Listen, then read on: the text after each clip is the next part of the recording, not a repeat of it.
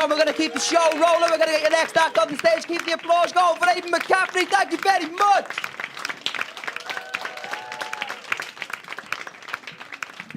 Hello. How are you all doing?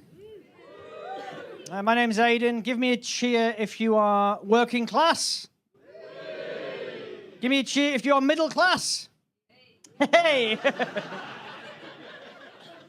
I think there's one honest person over there and a lot of bullshitters in this room. What was demonstrated there was working class pride. People from working class backgrounds, you like to wear it on your sleeve, don't you? You know, yeah, working class, proud of it, as you should be. But there is no such thing as middle class pride, is there? No one goes on a pride march because they've just had a Velux window installed, do they? Yeah. And it's nothing to be ashamed of. No one chooses the circumstance of their birth, do they? Doesn't matter whether you're working, middle, upper. No one chooses their background. Take me as an example. I'm a guy from a fairly comfortable background. Grew up in the leafy suburbs of posh Harrogate in North Yorkshire. I'm not ashamed of it. I like to own it. Property, that is. Cha-ching! Even though I am from a posh town, I do not have an ounce of class prejudice in my body. Some of my best Uber drivers are poor. I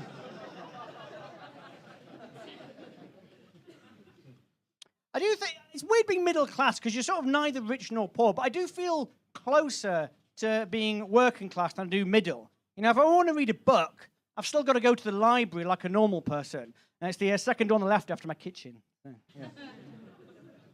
Give me a cheer if you have children. Oh, you have children. What's your name, miss? Paula. Nice to meet you, Paula. How old are your children, if you don't mind me asking? 24 and 15. And 5. Oh, the full spectrum. To the bottom. What are their names? Connor, Logan, Mason, Stanley. So good. Have you noticed there's like a bit of a trend has emerged now of people giving their children like very old-fashioned names? You know, you haven't done it. You've gone for sort of fairly traditional names, but people are going super traditional now. We're seeing babies with the same names as my grandparents and great-grandparents. Babies, 6 months old, with names like, you know, Agnes and Stanley and Betty. It's good. I like it. I like seeing a baby with an Edwardian name. It's fun. But I think this is going to create a problem, people, and this is the problem. In 20 years, all these babies with the same names as people born in 1901, they're going to grow up, and they are going to be the sexy pop stars of the future, aren't they? Singing the sexy pop songs of the year 2050. So in that year, you're going to listen to the Top 40 Countdown on Radio 1. It's going to sound something like this. And at number 1 on the hit parade this week, with her cover of Cardi B's Wet Ass Pussy, it's Dorothy Smith. Featuring the latest sensation on the UK grime circuit, Cyril the Rapper. Future's going to be weird. I don't have kids myself. I'm a bit unsure if I want kids. I feel the same way about having kids as I do about having a threesome, which is, I'd love to have one. I've never had one. And I'm worried that if I do have one, it'll just expose my lack of stamina. I'm never quite sure if the laughter of recognition that I get for that joke is coming from tired parents or people who've underperformed at orgies, you know? But not many of you cheered when I said, have you got kids? So I can only assume that quite a few of you have underperformed at gangbangs. So, when you had kids, when you had your younger kids, did you do like a big social media announcement that the baby was on its way? You did. Has anyone here done that or seen that, you know, cutesy Instagram or Facebook pregnancy announcements? Like, it'll be stuff like either like a picture of the sonogram with coming soon, that kind of bullshit. Or it'll be like even worse, like it'll be a black and white photo of the couple. He'll have his arms like round there on the belly. Yeah, and they'll be holding a sign saying, and then there were 3, you know. My wife had a go at me for prematurely doing one of those and then there were 3 Instagram announcements as my way of announcing that I was having an extramarital affair. Has anyone here ever worked in elderly care? Give me a cheer. No one.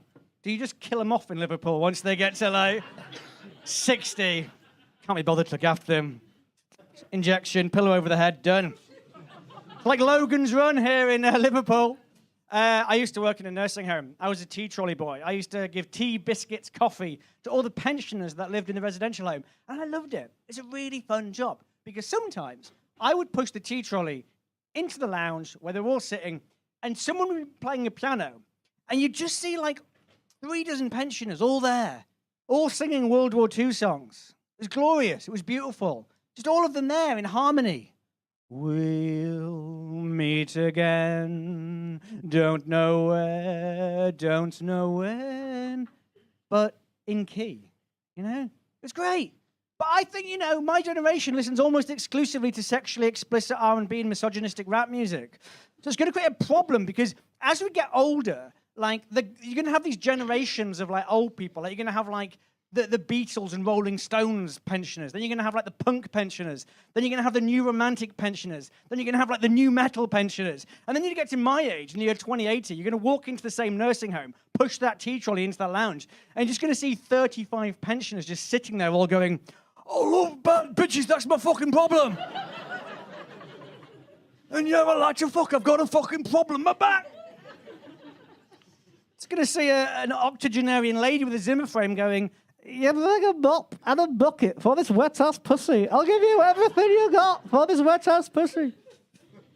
It's a stark image of our future. I'll leave you with one thought before I go.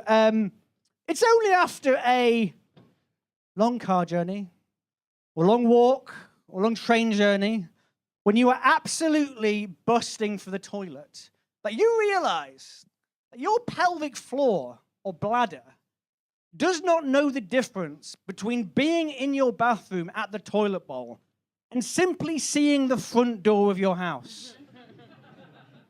Because we've all been there when you're coming back from that long journey. You really, really want to go. And you sort of like come onto your street and your house like comes into your peripheral. And it's like the second you see your door, your bladder's just like, "We're at the toilet. We're at the toilet now. Let's start urinating, boy." I have a solution to this problem, which I'm happy to share with you all. I have taken the numbers off the front of my house, and I've put them on my bathroom door. And I've painted my front door to resemble a motorway service sign that says Harrogate 200 miles. So when bladder sees the front door, it just thinks, "Oh, we're nowhere near. It's fine. Got loads of time." This has worked. Well, it's actually had its ups and downs. Downside, an Eddie Stobart truck did drive through my house and destroy it. Plus side, haven't shit myself for weeks. So, ladies and gentlemen, I've been Aiden McCaffery. If you want to follow me, I'm at Aiden McComedy. I also have a podcast. I'm not going to play it to you, but I will tell you what it's about. I have a podcast with a comedian, Catherine Mather, and it's called Historical Hot or Not. And what we do in every episode is we talk about the life and times of history's great people. You know, Churchill, Henry VIII, all these people. And at the end of the episode, we say whether or not we'd fuck them. So, if that's your bag, historical hot or not, I've been Aiden McCaffery. Thank you very much.